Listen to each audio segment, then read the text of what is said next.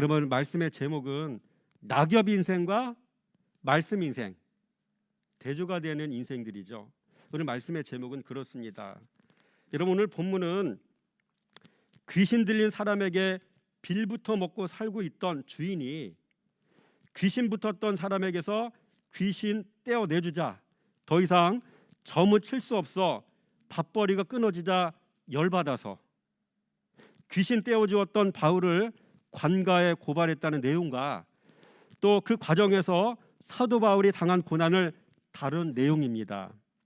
또 그 속에서도 하나님의 구원 역사는 변함없이 이루어지고 있다는 내용을 다루고 있습니다. 그래서 그 속에서도 하나님 나라는 끊임없이 확장되어 가고 있다는 내용을 오늘 본문의 말씀은 다루고 있습니다. 이게 바로 본문 말씀의 핵심 내용인 것이죠. 여러분, 저는 오늘 본문의 말씀을 보면서 오늘 본문 말씀의 논지를 한번 정해봤습니다. 두 가지입니다. 첫째는 낙엽 인생은 한 번 미끄러지면 회생불능이다.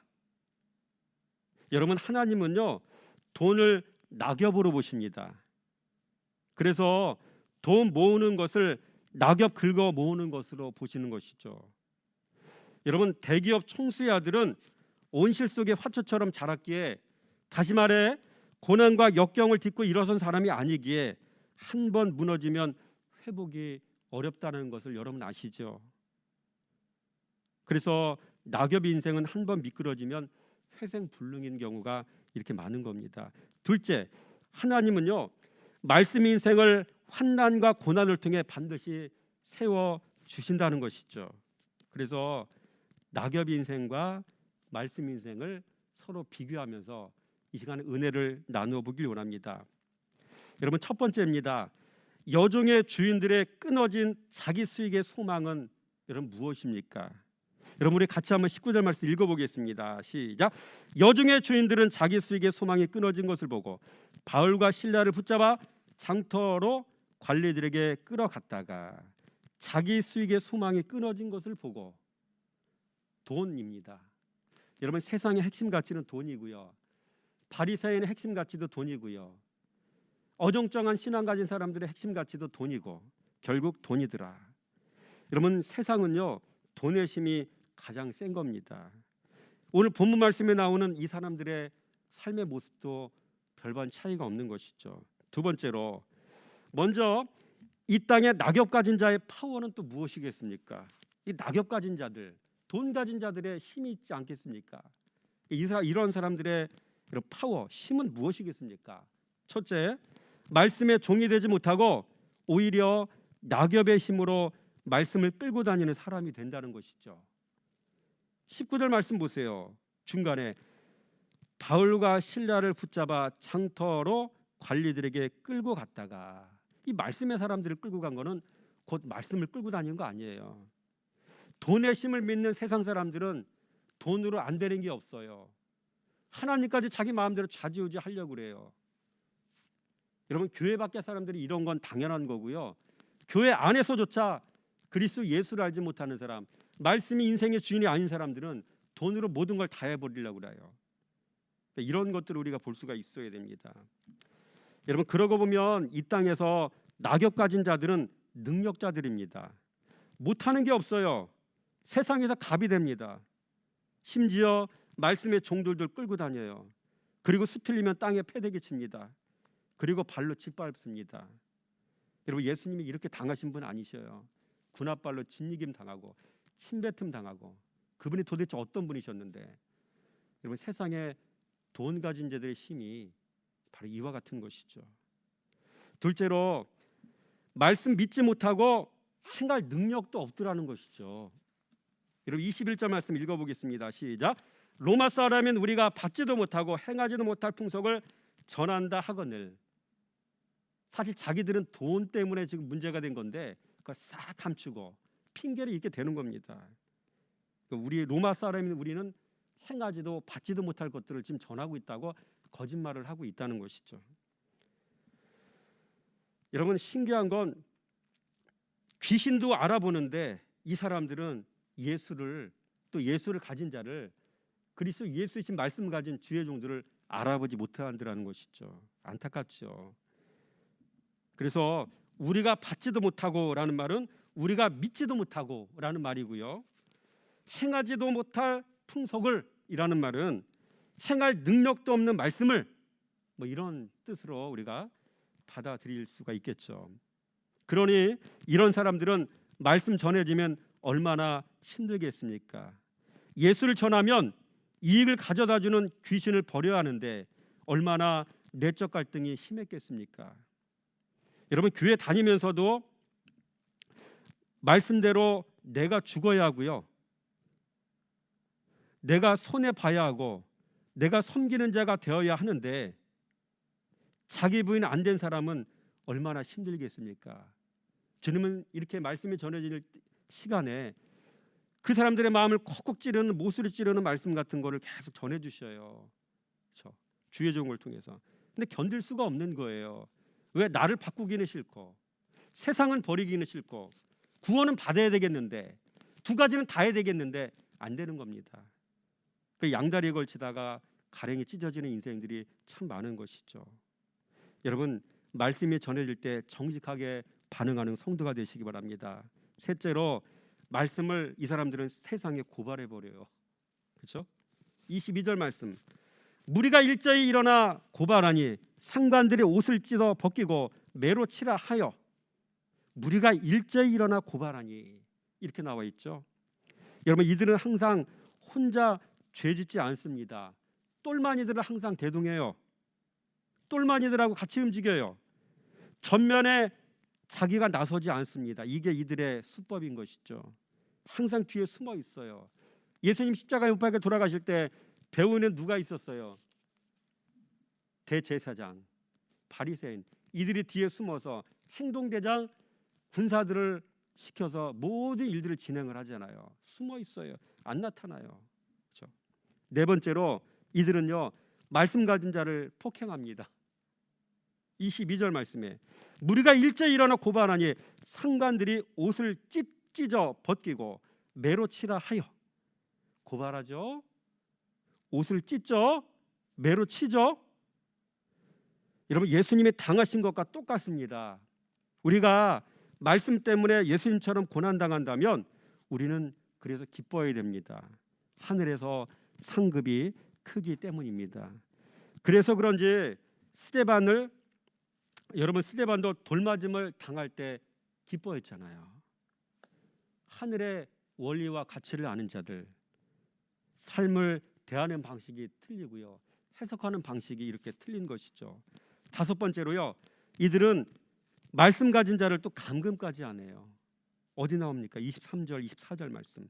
많이 친 후에 옥에 가두고 간수에게 명하여 든든히 지키라 하니 그가 이러한 명령을 받아 그들을 깊은 옥에 가두고 그 발을 착고에 든든히 채웠더니. 옥에 가두고 발을 착고에 든든히 또 채우고요, 옴짝달싹 못하게 그렇게 옥죄버리는 거죠. 말씀 가진 자를 이렇게 여러분 감금하는 사람들, 여러분 세상에 돈 가진 자들, 낙엽 가진 자들의 파워가 이렇습니다. 그래서 이 앞에서 진리 가진 자들, 말씀이신 예수는 다 죽은 것처럼 보여지는 것이죠. 자, 그러면 세 번째로, 본문에서 말씀이 하시는 일은 도대체 무엇이겠습니까? 첫째, 말씀은 환난과 핍박 중에도 마음을 지켜 소망과 기쁨을 잃지 않게 하신다는 것이죠. 여러분 25절 말씀 같이 한번 읽어보겠습니다. 시작. 한밤중에 바울과 실라가 기도하고 하나님을 찬송하며 제수들이 듣더라.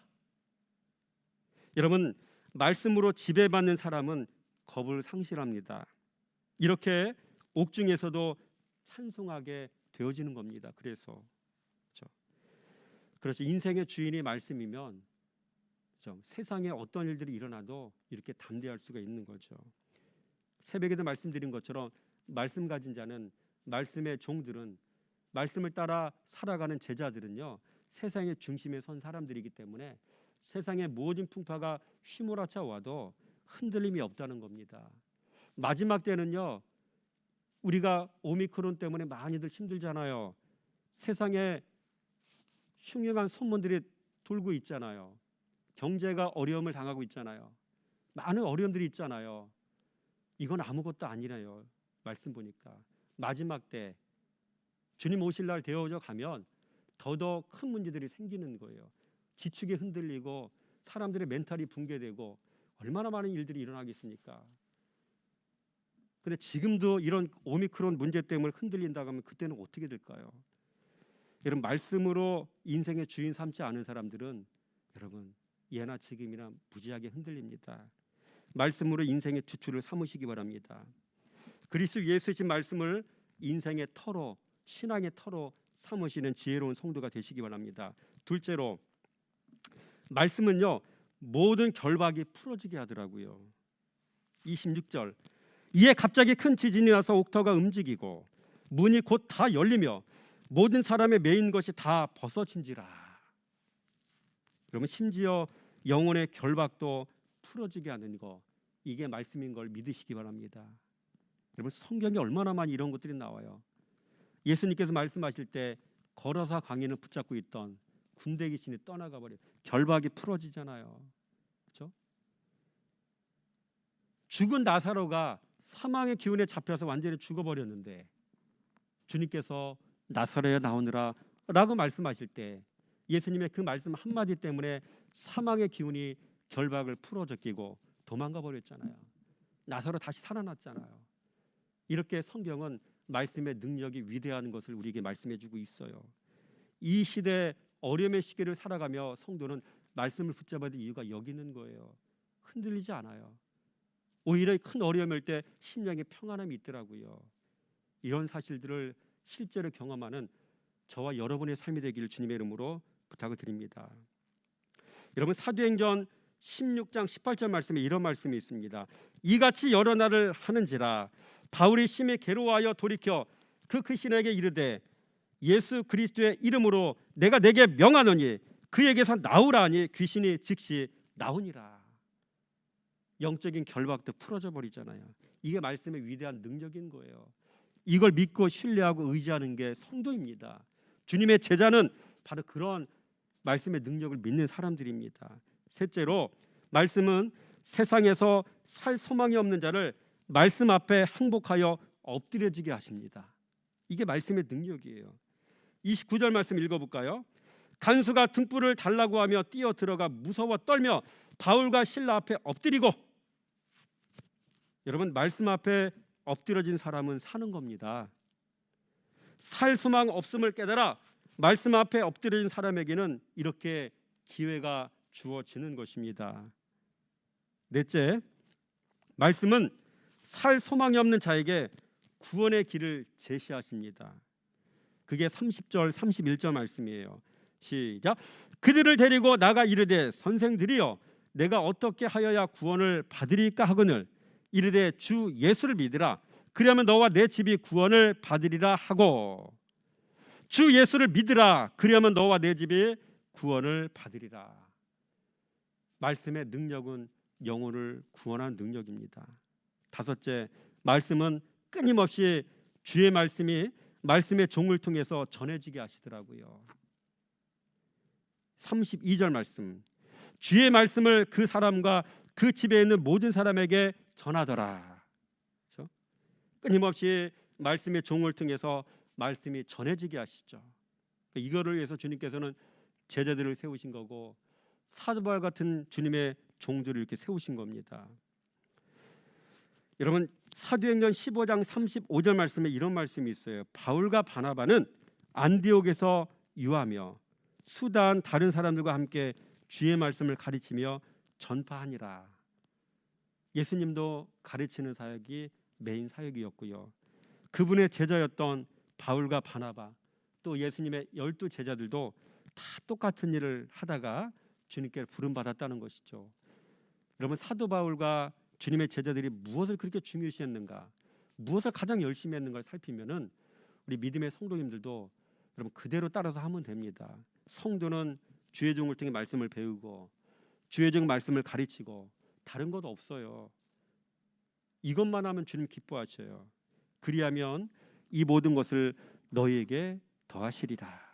이런 축복이 임하게 된다는 사실을 믿으시기 바랍니다. 여섯 번째로, 말씀은 말씀 때문에 당한 죄종의 아픔과 상처를 치료하시고 회복시키시고 다시 높여주신다는 거죠.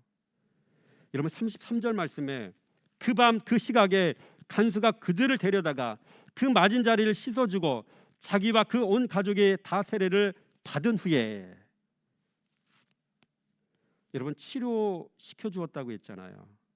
맞은 자리를 씻어주고 회복, 간수의 온 가족이 그리스도의 이름으로 다 세례를 받게 하여 죄 중에 자존감을 회복시켜 주셨다는 것이죠. 치료와 회복. 7번째, 말씀은 결자 해지하게 하십니다.